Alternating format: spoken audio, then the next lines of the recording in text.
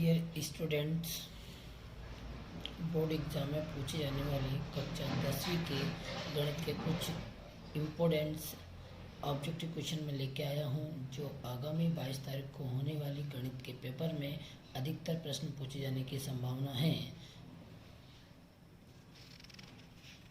सबसे पहले हम पढ़ेंगे सही विकल्प के बारे में।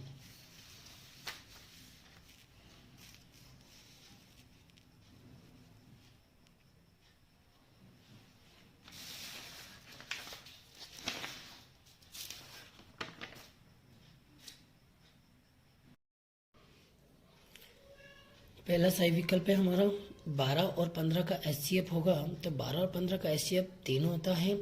दो संख्याओं का गुणनफल 32 तथा उनका एलसीएम 8 है, तो उनका एचसीएफ होगा। तो इस तरह के सवाल को सॉल्व करने के लिए, सवाल या ऑब्जेक्टिव को सॉल्व करने के लिए एक फार्मूला यूज होता है, एचसीएफ इंटू एलसीएम बराबर दो संख्याओं का गुणनफल। तो यहाँ हमने दो संख्या ए इंटू बी माना है, तो यहाँ पर हमें एचसीएफ ज्ञात करना है, तो वही एचसीएफ को वहीं रखेंगे। एलसीएम हमें दिया हुआ है, दो संख्याओं का एलसीएम है 8 बराबर दो संख्याओं का गुणनफल कितना दिया हुआ है 32। तो एचसीएफ निकालना है तो उसे वहीं रखेंगे। एचसीएफ के गुणा में 8 है, तो गुणा वाली राशि सामने वाली राशि के बटे में चली जाती है, तो 32 के बटे में 8 आ जाएगा। 8 से का भाग 32 में देते हैं तो 8 चुको 32। एचसीएफ बराबर हमें 4 प्राप्त होता है। तो यह सवाल ऑब्जेक्टिव में 1 नंबर में पूछ सकते हैं और 3 नंबर में भी पूछ सकते हैं, तो बहुत इंपॉर्टेंट सवाल है, इसे अच्छे से करना है। नेक्स्ट बात करते हैं, किसी पूर्णांक m के लिए समपूर्णांक निम्न रूप का होता है। तो समपूर्णांक किस रूप का होगा, 2 इंटू m के रूप का होगा।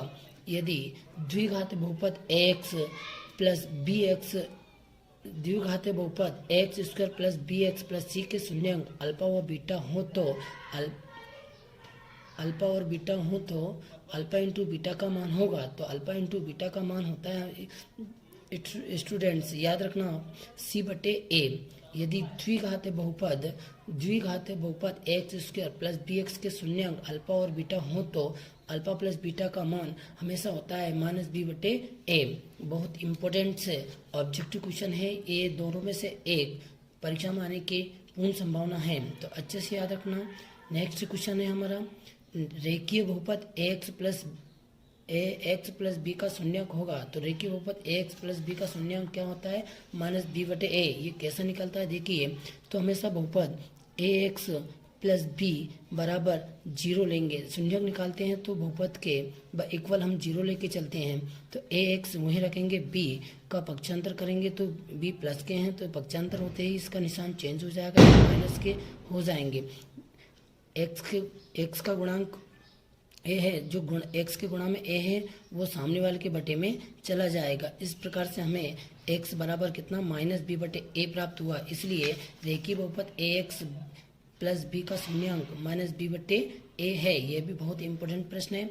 नेक्स्ट, बहुपद एक्स स्क्वायर माइनस 3 के शून्याङ्क होगा। तो एक्स स्क्वायर माइनस 3 के शून्याङ्क बहुपद एक्स स्क्वायर माइनस के 3 के शून्याङ्क होंगे। तो इस टाइप के प्रश्न अगर आपसे एग्जाम में पूछे जाते हैं तो हमेशा इसका शॉर्टली याद रखना कि इसके जो अगर ये द्विघात बहुपद है उसके दो आंसर होंगे, एक प्लस में और एक माइनस में। तो हमें एक्स स्क्वायर माइनस 3 के शून्याङ्क निकालना है, तो अचर पद कितना अपने पास 3, जो अचर पद है उसे अंडर रूट में लिख दोगे तो ये आपका आंसर होगा। यदि यहाँ पर इसकी जगह एक्स स्क्वायर माइनस 3 की जगह अगर 5 भी होता तो आंसर हमारा क्या होता, प्लस माइनस में, जो अचर राशि किस में आती, रूट में। ठीक है, इस टाइप से कोई सा भी प्रश्न बने आप कर देना।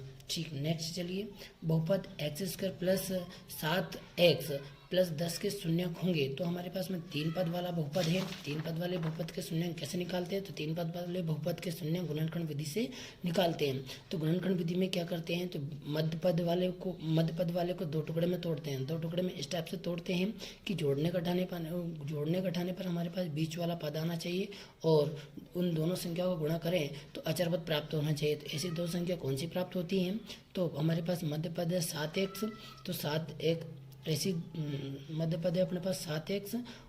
ऐसी दो संख्याएं ऐसी दो संख्या ज्ञात करते हैं जो जोड़ने घटाने पर 7 आ जाए। तो ऐसी दो संख्या कौन कौन सी हैं? हमारे पास दो संख्या होंगी 2 + 5, और इनका अगर आपस में गुणा भी करें तो हमें क्या प्राप्त हो जाएगा? 10। ठीक है। तो और एक बात ध्यान रखना, इसका शॉर्टली आंसर ज्ञात करना हमें ज़्यादा टाइम नहीं लेना है, क्योंकि ये एक नंबर में पूछ सकते हैं और इसे 3 नंबर में भी, 3 या 4 नंबर में पूछा जा सकता है। तो इसका आंसर क्या होगा डायरेक्टली हम बता देंगे। देखो ये बहुपद पूरा प्लस में है तो इसका आंसर हमेशा किस में आएंगे? माइनस में आएंगे। -2, -5। चलो नेक्स्ट प्रश्न चलते हैं। अब हम आ गए 3 पार्ट के ऑब्जेक्टिव टाइप क्वेश्चनों में, और हमेशा ध्यान रखना इन तीनों में से एक ऑब्जेक्टिव आपके एग्जाम में 100% आना है। हम यहाँ पर दी गई कंडीशन है A1/A2 बराबर नहीं है B1/B2 की, और रैखिक समीकरण युग्म में दिए गए हैं पहला और दूसरा, तब इसका अद्वितीय हल क्या होगा?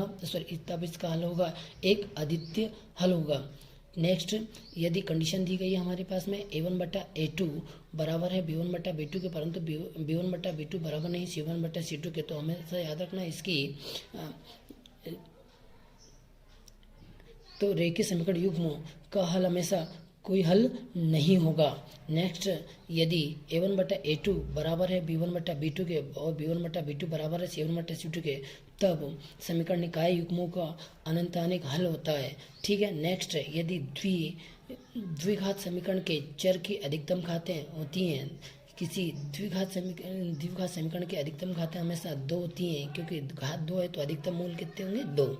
नेक्स्ट, द्विघात समीकरण का विविधकर होगा, तो द्विघात समीकरण का विविधकर का सूत्र होता है D बराबर B² - 4AC। नेक्स्ट चलिए, हाँ 3, 6, 9,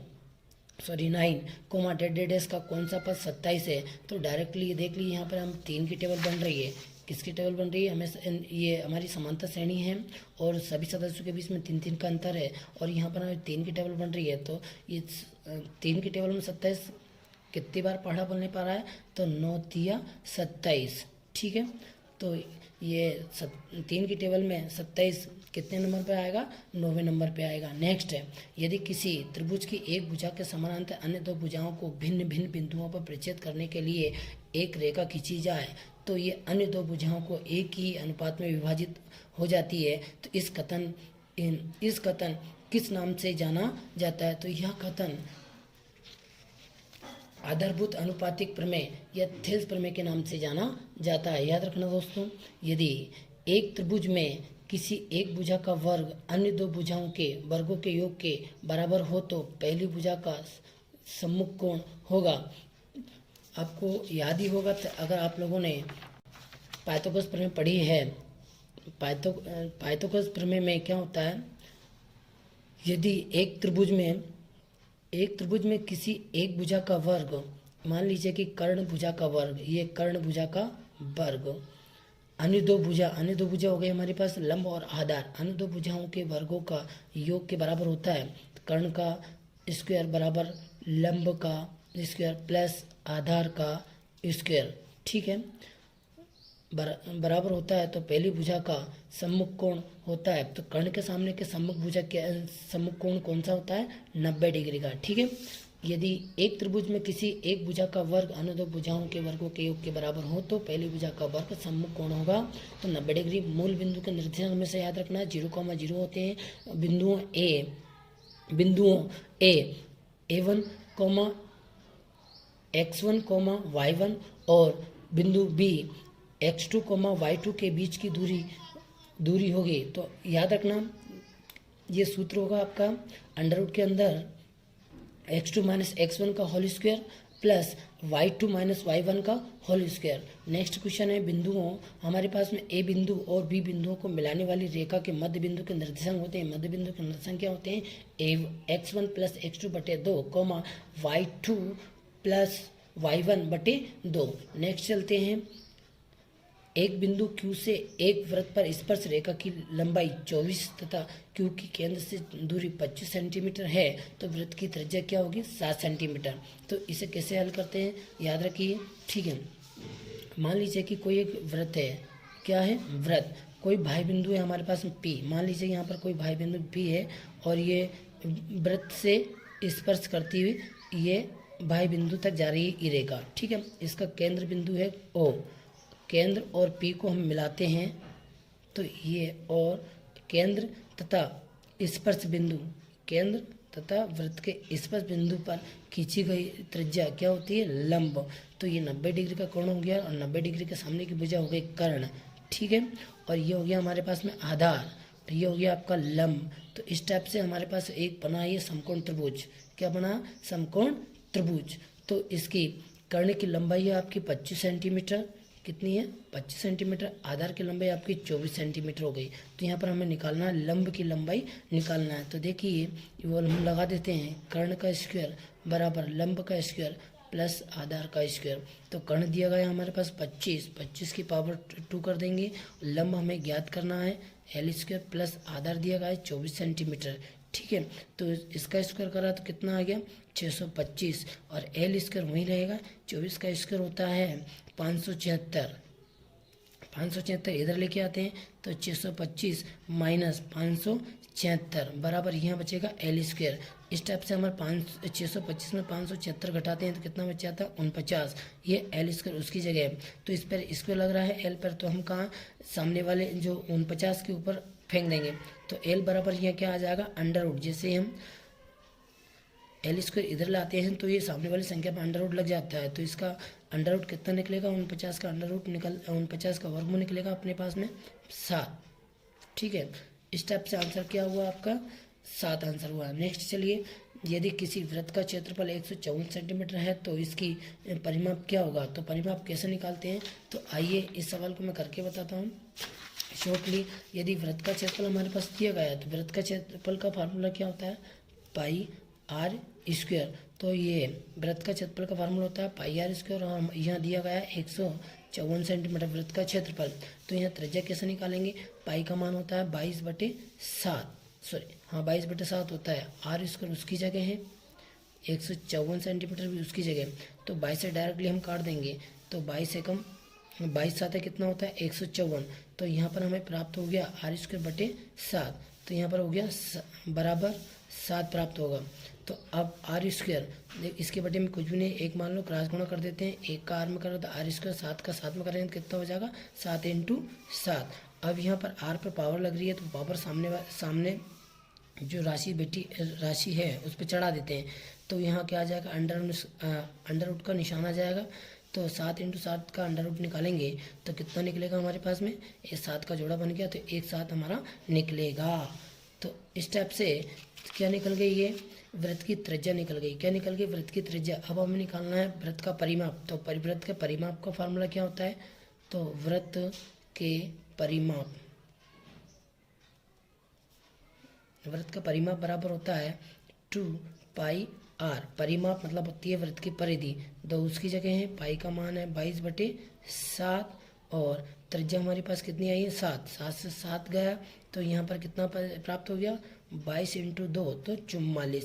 तो इस टाइप से इसका 44 आंसर रहेगा।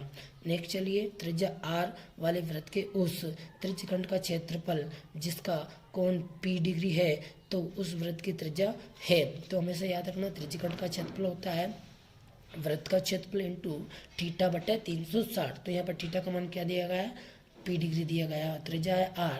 तो देखिए तो हम लिखेंगे θ/360 होता है, ठीक है। तो ये इस टाइप से आंसर कैसे आया, आंसर कैसे आएगा, ये ऑब्जेक्टिव में 2-3 आंसर होंगे। तो हमारा फार्मूला होता है त्रिज्यखंड का पाई आर स्क्वायर इंटू θ/360। तो पाई आर की जगह दिया है यहाँ पर बड़ा आर, थीटा का मान कितना है हमारे p डिग्री और यहाँ पर है 360, ठीक है। तो यहाँ पर देखिए आपको ऑब्जेक्टिव टाइप में यहाँ 2 पाई लगा हुआ होगा, अगर ये ऊपर 2 पाई है तो हमें नीचे भी 2 का गुणा करना होगा। इस टाइप से हमें क्या प्राप्त हो जाएगा 2 पाई r इंटू p डिग्री बटे 36 दूनी 72 मतलब 720 डिग्री। इस टाइप से ये आंसर आएगा। हाँ, तो नेक्स्ट प्रश्न है अपना माध्यक बहुलक एवं माध्य संबंध क्या है। बहुत अच्छा ऑब्जेक्टिव प्रश्न है, ये परीक्षा में पूछने को आ सकता है। तो देखिए 3 माध्यक बराबर बहुलक प्लस 2 माध्यक होता है। नेक्स्ट, यदि किसी घटना के घटित होने की प्रायिकता यदि p है तो उसके घटित न होने की प्रायिकता होगी तो आंसर उसके घटित न होने की प्रायिकता क्या हो जाएगी।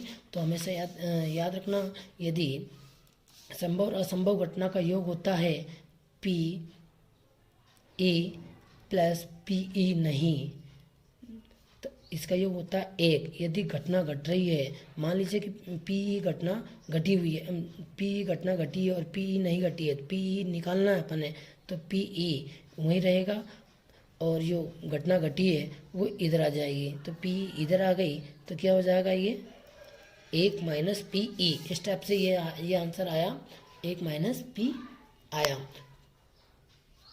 नेक्स्ट, किस मान की प्रायिकता नहीं हो सकती। हमेशा याद रखना डियर स्टूडेंट्स, ऋणात्मक मान की प्रायिकता नहीं होती है। अब आ गए हमारे रेगिस्तान की पूर्ति कीजिए। रेगिस्तान प्रश्न देखिए, बहुत इंपॉर्टेंट प्रश्न है। हाँ, भाज्य बराबर भाजक इंटू भागफल प्लस शेषफल होता है। रेखीय बहुपद ए एक्स प्लस बी का शून्यक माइनस बी बटे ए होता है, ये हमने सही विकल्प में देखा है। नेक्स्ट देखिए, दो बहुपदों का गुणनफल एक बहुपद होता है। समीकरण 2x प्लस 3y बराबर 5 में यदि x बराबर 1 है तो y बराबर कितना होगा 1। यहाँ हमें जो बहुपद रेखीय समीकरण दे रखा है 2x प्लस 3y बराबर 5 में हम क्या करेंगे, x के 1 रख देते तो 2 एकम 2 और 2 प्लस के हो गए, 2 इधर आएंगे तो कितने हो गए। चलो मैं करके बता देता हूँ सवाल को। इस टाइप से देखिए, अगर इस टाइप से सवाल आता है तो हमें इसे कैसे सोल्व करना है। 2x प्लस 3y बराबर 5 है और यहाँ पर आपको दिया हुआ है x बराबर 1 दिया हुआ है, तो हम क्या करेंगे, x का मान इस रेखीय समीकरण में रख देंगे। ये 3y उसकी जगह बराबर 5, तो 2 एकम 2 प्लस 3y बराबर 5, तो 3y उसकी जगह है, 2 इधर लेके आएंगे तो इसका पक्षांतर करेंगे तो ये माइनस की हो जाएगा। 3y उसकी जगह, 5 में से 2 गया तो कितना बचा 3, y बराबर 3/3, तो 3 से 3 गया, कितना आया y बराबर 1। इस टाइप से हमें सॉल्व करके आंसर लिखना है। नेक्स्ट चलिए, समीकरण 2x प्लस वाई बराबर k में यदि x बराबर 2 और y बराबर 1 हो तो k का मान होगा, तो k का मान क्या प्राप्त होगा हमें 5। कैसे निकालना है हमें, x और y दोनों मान हम इस समीकरण में रख देंगे तो हमें क्या प्राप्त हो जाएगा 5। ये किसी द्विघात समीकरण के अधिकतम 2 मूल होते हैं, याद रखना। यदि किसी द्विघात समीकरण के मूल वास्तविक और समान हो तो उस समीकरण के विभेदकर का मान क्या होगा, 0 होगा। हमेशा याद रखना, यदि मूल d बराबर 0 है, d बराबर 0 हो या समीकरण के मूल बराबर हो तो वहाँ पर आपके 0 आएगा। यदि किसी समांतर श्रेणी का nवां पद 3 + 2n हो तब श्रेणी का प्रथम पद क्या होगा। तो हमेशा यहाँ पर हमारे पास में पद दिया गया है 3 + 2n, तो यहाँ पर हमें प्रथम पद निकालना है। क्या निकालना है, प्रथम पद। तो a बराबर कितना हो गया 1, प्रथम पद मतलब पहला पद, तो n बराबर कितना हो जाएगा 1, तो यहाँ पर हमें n का मान रखना है। ठीक है, 2 वही है, n की जगह हम 1 रख देंगे तो 3 वहीं पे, 2 एकम 2, 3 और 2 कितना हो गया 5, तो ये आंसर क्या होगा आपका, खाली स्थान क्या लिखोगे 5। यदि a, b, c AP में है तब सूत्र इम्पोर्टेंट फार्मूला है, इससे सवाल भी बनता है 2 नंबर का, तो b बराबर a + c/2। नेक्स्ट खाली स्थान देखते हैं। यदि सभी वृत्त समरूप होते हैं, सभी वर्ग समरूप होते हैं, ठीक है ना, और सभी संभव त्रिभुज समरूप होते हैं। एक वृत्त के व्यास के सिरे के निर्देशांक -3,4 और 3,-4 हैं तब उसके केंद्र के निर्देशांक क्या होंगे 0,0। कि ये कैसे निकालेंगे हम, देखिए इन्हें कैसे निकालते हैं। व्यास के सिरे के निर्देशांक हमारे पास में दिए गए हैं। मान लीजिए कि एक ये आपका सर्कल है, अब इसके व्यास मतलब व्यास क्या होता है, केंद्र से होकर जाने वाली जीवा व्यास कहलाती है। तो इसके व्यास के 2 सिरे हैं, तो इसका निर्देशांक दे दिया -3,4 और इसका निर्देशांक दे दिया 3,-4। तो हमें इसके बीचों बीच का मतलब ये बीचों बीच का बिंदु हमें निकालना है। व्यास का बीचों बीच का बिंदु क्या होगा, केंद्र बिंदु। तो मध्य बिंदु वाला फार्मूला आपका याद होगा, x1 + x2/2। स्टेप से नेक्स्ट कॉमा लगा के y1 + y2/2, इस पे हम मान रखेंगे। तो ये जो पहला सिरा है ये पहले से निर्देशांक होंगे x1, y1, दूसरे सिरे के निर्देशांक होंगे x2 x2 y2। तो ये मान हम क्या रखेंगे, इस फार्मूला में रखेंगे। तो x1 मान कितना है अपने पास -3 प्लस x2 का मान कितना है अपने पास में 3 बटे में कितना है 2। ठीक है, कोष्टक लगाइए, कोमा लगाइए। यहाँ पर y1 का मान रखेंगे, y1 का मान कितना है 4, है ना। अब यहाँ पर प्लस है, ये प्लस है, प्लस लिख दीजिए। और यहाँ y2 का मान कितना आ रहा है 4, ये कोष्टक बंद कर दीजिए बटे 2।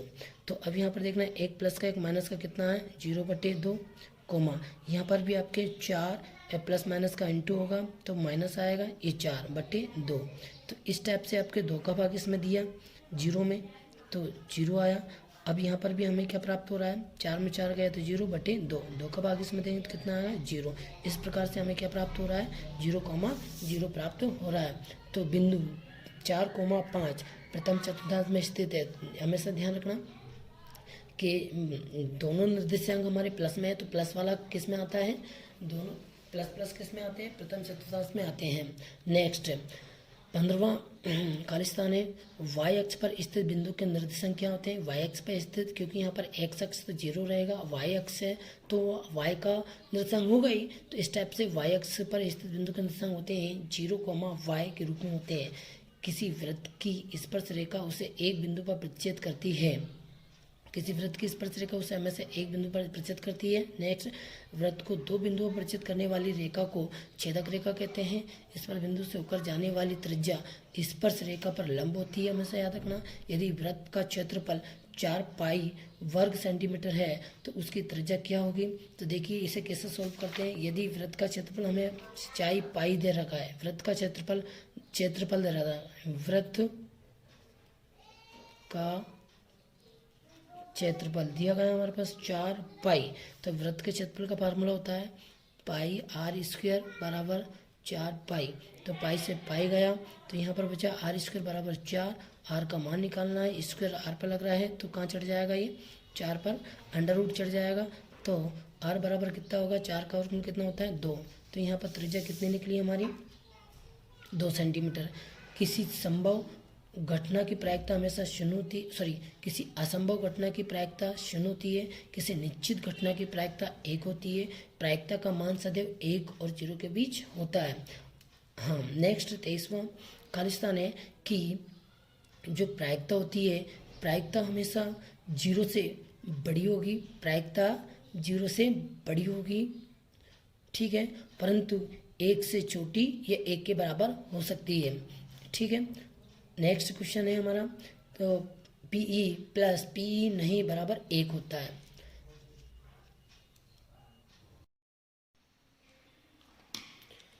डियर स्टूडेंट्स, अब हम क्वेश्चन नंबर 3 मतलब सत्य असत्य पढ़ेंगे, जो आपके एग्ज़ाम में आने की पूर्ण संभावना है। अच्छे से ध्यान देना सभी। 4 और 7 का HCF 1 होता है, सत्य असत्य। तो सत्य कथन है एक प्राकृत संख्या का अभाज्य गुणनखंड उनके गुणनखंडों के क्रम को छोड़ते हुए अद्वितीय होता है, ये सत्य कथन है। बीजीय व्यंजक x² - 2 √ के अंदर x + 7 बहुपद नहीं है, यह भी सत्य कथन है। अचर राशि की अगर घात अधूरी होती है तो वह बहुपद नहीं कहलाता, ध्यान रखना। 2 चरों में एक रैखिक समीकरण के अनेक हल होते हैं, सत्य कथन है। एक द्विघात समीकरण के 1 से अधिक मूल हो सकते हैं, यह सत्य कथन है। ax + b = 0 एक द्विघात समीकरण है, असत्य कथन है। द्विघात समीकरण होने के लिए घात 2 होना चाहिए, लेकिन यहाँ पर घात 2 नहीं है, इसलिए असत्य। अब देखना -2, -2, -2,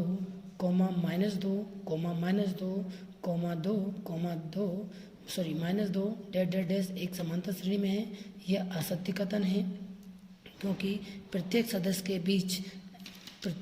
के बीच समानांतर होता है, उसे हम समांतर श्रेणी कहते हैं। और यहाँ पर समानांतर नहीं आ रहा है, इसलिए असत्य कथन है। देखिए अब यहाँ पर दिया गया है -2, -2, -2। तो यहाँ पर प्रथम दो सदस्यों के बीच अंतर देखते हैं तो A2 माइनस A1, ये A2 है 2 माइनस, ये माइनस प्लस लगा हुआ है, तो इसे हल करेंगे तो कितना आएगा, माइनस माइनस प्लस, और ये 4 आ रहा है यहाँ पर। ठीक है, नेक्स्ट दूसरे जो कथन हैं उनके बीच अंतर देखते हैं। तो लो A3 माइनस A2 कर लेते हैं, तो A3 माइनस 2 है और A3 माइनस 2 है, A2 कितना है, ये आपके 2 है, तो यहाँ पर हल करने पे कितना आ रहा है, 4। तो देखिए अब दोनों जो हमने प्रथम दो सदस्यों के बीच अंतर 4 आया, सेकंड दो सदस्यों के बीच में अंतर -4 आ रहा है, इसलिए दोनों समानांतर हैं, वो दोनों में समानांतर नहीं है, इस कारण यह समानता श्रेणी नहीं है, यह असत्य कथन है। ठीक है, नेक्स्ट श्रेणी है हमारी 8, 6, 4 का 6वां पद मतलब 6वां पद -2 है, ये सत्य कथन है। इसे निकाल के देखते हैं, या फिर आप वैसे ही देख लीजिए, 3 पद दे रखे हैं तो प्रत्येक के अंतर 2 का अंतर आ रहा है। तो अब चौथा सदस्य आप इसमें से -2 करोगे 4 में से, तो प्लस के 2 चौथा सदस्य हो गया। 5वां सदस्य मतलब इसमें से अगर 2 माइनस करेंगे 0 हो गया। छठा सदस्य कौन सा आएगा, -2। ठीक है, अब नेक्स्ट, एक समकोण त्रिभुज के कर्ण का वर्ग शेष 2 भुजाओं के वर्गों के अंतर के बराबर होता है, ये असत्य कथन है। एक समकोण त्रिभुज में कर्ण का वर्ग अन्य कर्ण का वर्ग शेष 2 भुजाओं के वर्गों के अंतर के बराबर होता है, असत्य कथन है, क्योंकि हमने पढ़ रखा है पाइथागोरस प्रमेय कि समकोण त्रिभुज का कर्ण का वर्ग अन्य 2 भुजाओं के वर्गों के योग के बराबर होता है, लेकिन यहाँ पर क्या दे रखा है, अंतर दे रखा है, इसलिए असत्य कथन है। किसी बिंदु का भुज x और कोटि y होती है, सत्य है। बिंदु P, इसके निर्देशांक है x, y की मूल बिंदु से दूरी √ के अंदर x² + y² होती है, यह भी सत्य कथन है। वृत्त को एक बिंदु पर स्पर्श करने वाली रेखा को स्पर्श रेखा कहते हैं, सत्य कथन है। वृत्त की परिधि बराबर πr² होती है, जहाँ r वृत्त की त्रिज्या, असत्य कथन है। यह वृत्त के क्षेत्रफल का फार्मूला है, वृत्त की परिधि का 2πr होता है, इसलिए असत्य कथन है। वृत्त की चाप की लंबाई बराबर 2πr × θ/360 होती है, वृत्त की चाप की लंबाई, तो ये शायद गलत लिखा गया है, ये वृत्त की चाप की लंबाई सत्य है। वृत्त की चाप की लंबाई का फार्मूला होता है 2πr × θ/360, सत्य कथन है। अर्धगोले का संपूर्ण पृष्ठ बराबर 3πr² होता है, जहाँ त्रिज्या r है, यह भी सत्य कथन है। शंकु का आयतन का फार्मूला 1/3πr² होता है, जहाँ r आधार की त्रिज्या एवं h शंकु ऊंचाई है, तो यह सत्य कथन है।